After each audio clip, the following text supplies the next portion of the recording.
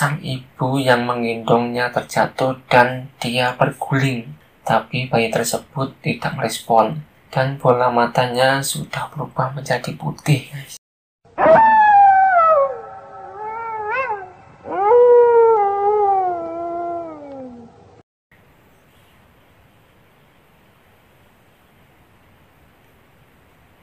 Halo Sobat Kismis, jumpa lagi bersama saya di channel kesayangan Anda. Bagaimana kabar kalian semua? Pasti luar biasa. Di segmen Kismis kali ini saya mau berbagi cerita tentang pengalaman saya selama tinggal di kota N di Jawa Timur. Tempat saya tinggal dekat dengan perbatasan desa, dan tiap perbatasan desa selalu dikelilingi oleh tanaman bambu. Sebelum saya pindah ke lokasi ini, saya sudah pernah mendengar cerita atau kabar bahwa pernah ada kecelakaan yang terjadi dan korbannya meninggal dengan kondisi kepala putus tersangkut di atas pohon. Itu terjadi jauh sebelum saya pindah ke lokasi tersebut. Tepatnya saya pindah rumah saat usia di kelas 2 SMP. Awalnya semua berjalan seperti biasa ya, tapi itu tidak berlangsung lama. Kejadian demi kejadian terus silih berganti. Semua terjadi di sekitar rumah saya yang bertepatan dengan batas desa yang dikelilingi rimbunnya pohon bambu. Mulai dari kejadian biasa atau bahkan kejadian yang sampai merenggut nyawa seseorang. Cerita kali ini saya sampaikan tidak semuanya ya, tapi hanya sebagian dari kejadian-kejadian yang kadang di luar nalar atau mungkin memang karena faktor dari kelalaian manusia.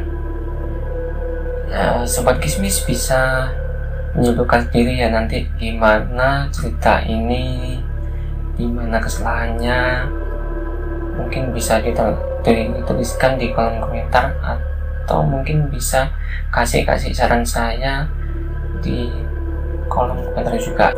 Kejadian pertama, kejadian tabrakan antar dua truk berlawanan arah di depan rumah saya. Kejadiannya saat masih dini hari ya. Kedua truk tersebut mungkin entah supir ngantuk atau nggak tahu kenapa, truk berlawanan arah tersebut tiba-tiba bertabrakan. Dan salah satu truk tersebut masuk ke sungai di seberang rumah saya. Kejadian tabrakan tersebut mungkin karena kelalaian sang sopir. Entah mungkin sang sopir capek atau gimana, saya juga kurang tahu. Tapi yang tidak bisa dijelaskan, yang menurut saya juga aneh, ya mungkin suatu mukjizat juga ya. Ada tugu pembatas tuh ya, yang di pinggir jalan biasanya kan ada kecil-kecil itu. Nah, saat truk kecelakaan, sebelum masuk sungai, truk itu menabrak tugu tersebut. Nah, anehnya tugu tersebut tepat menyangga di bawah truk tersebut sehingga truk tidak sampai terjun ke sungai. Jadi posisinya itu kepala truk masuk gini ya, itu ada tugu menyangga, jadi truk itu masih stabil di atas, tidak sampai terjun ke sungai. Meskipun sungai itu paling kisaran 2 meteran lah ya dalamnya, cuma kalau sampai terjun ke sungai pasti akan menyebabkan kerusakan yang cukup parah, apalagi ke pengendaranya. Kejadian selanjutnya ada seorang pemotor. Pemotor ini informasinya dia seorang diri dari kota Semarang. Entah tujuan kemana. Di saat itu lalu lintas sedang sepi. Meskipun di depan rumah saya itu merupakan jalan poros ya, jalan provinsi lintas selatan. Tiba-tiba saat melintas di depan rumah saya, motor tersebut oleng, dan akhirnya menabrak motor di pinggir jalan, menabrak motor yang orangnya lagi beristirahat di sebuah warung, sehingga menyebabkan pemotor tersebut sempat tidak sadarkan diri dan linglung dan tidak bisa ditanyai apapun. Berselang agak lama, pemotor tersebut akhirnya pulih, guys. Dia pulih dan akhirnya bisa memberikan keterangan dan menerangkan bahwa dia dari Semarang seorang diri. Dan saat ditanya alasannya kenapa dia tiba-tiba dari kejauhan oleng dan akhirnya menabrak, saya cukup tercengang dengan alasannya. Dia bercerita bahwa saat berkendara tiba-tiba di depannya tepat di jalan raya ada tumpukan karung yang sangat banyak, sehingga dia kaget dan melakukan pengereman secara mendadak dan akhirnya dia menabrak. Kejadian selanjutnya adalah seorang santri yang bunuh diri dengan menabrakkan diri ke bis yang melintas di depan rumah saya dan tepat di depan mata saya.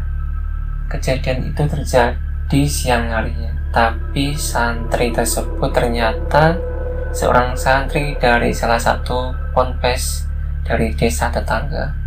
Menurut informasi dari orang tua saya yang saat subuh sudah berangkat berjualan ke pasar, sang santri sudah duduk di seberang rumah seperti menunggu seseorang, sehingga oleh orang tua diabaikan saja. Tapi saat menjelang siang, musibah menimpa sang sopir dan awak bis.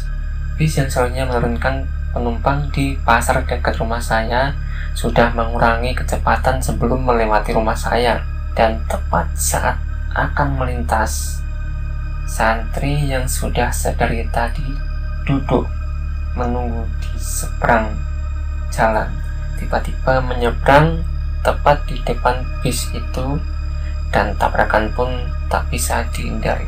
Sang santri tertabrak dan sampai masuk ke kolong bis dan meninggal seketika di tempat. Kejadian itu terus terjadi setiap tahunnya, tapi yang paling sering adalah kejadian di sekitaran musim Ramadan dan hari raya.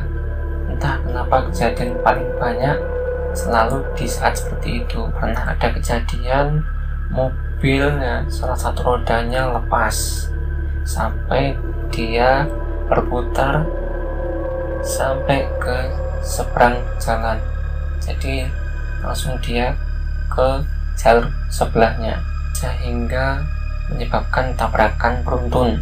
Ada juga tabrakan beruntun antara beberapa sepeda motor. Beberapa korban luka-luka dan ada satu korban kritis, yaitu seorang bayi, dikarenakan saat terjatuh saat tabrakan itu sang ibu yang menggendongnya terjatuh dan dia berguling. Bayi tersebut sempat berusaha untuk diselamatkan dan dicoba untuk disusui oleh ibunya, tapi bayi tersebut tidak merespon dan bola matanya sudah berubah menjadi putih. Inisiatif segera bayi tersebut dirujuk ke puskesmas terdekat untuk mendapatkan pertolongan pertama. Selanjutnya saya tidak mengetahui bagaimana kondisi bayi tersebut. Saya menyaksikan semua itu karena semua terjadi selalu dekat dengan rumah saya. Dari cerita yang saya dengar sebenarnya mulai dari arah selatan rumah saya, ya, dari selatan rumbunan pohon bambu itu menuju ke arah timur desa N, ya, desa tetangga. Selang beberapa desa itu melewati jalan raya, dan konon katanya jalan tersebut dipakai oleh sekumpulan makhluk tak kasat mata.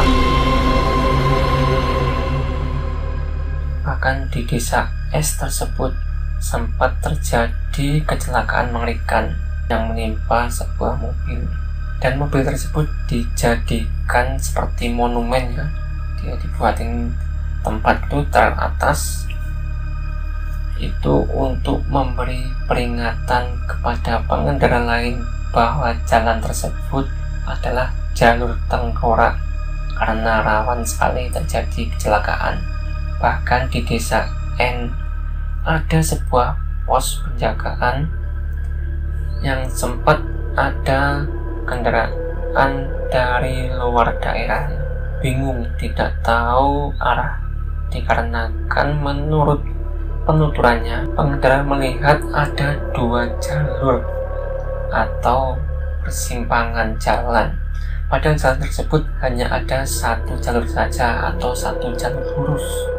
Tanpa pikir panjang, sang petugas yang berjaga menyarankan kepada pengendara tersebut untuk beristirahat dan mengatakan bahwa jalur tersebut yang disebutkan oleh pengendara itu adalah arah ke sungai. Dengan kata lain, apabila pengendara tersebut tidak berhenti, maka dia akan terjun ke sungai beserta kendaraannya. Tapi semua itu mereda sejak rimbunnya pohon bambu tersebut yang merupakan batas desa di sebelah rumah itu ditebang untuk akses jalan samping rumah saya. Semuanya mereda seperti tidak terjadi apa-apa. Saya juga tidak tahu apakah karena faktor dari human error atau ada faktor lain sehingga terjadi kejadian yang sampai merenggut nyawa. Tapi yang pasti rata-rata korbannya adalah orang dari luar kota.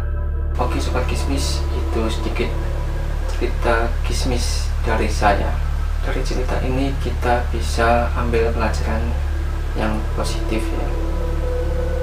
Dimanapun kita berada, apapun kegiatan kita harus selalu berdoa sebelum dan di saat melakukan kegiatan maupun perjalanan kita. Entah karena faktor apapun, selalu berhati-hati di jalan. Keluarga kita menunggu di rumah. Dan satu hal lagi, kita di sini tidak sendirian. Sampai jumpa di Kismis selanjutnya.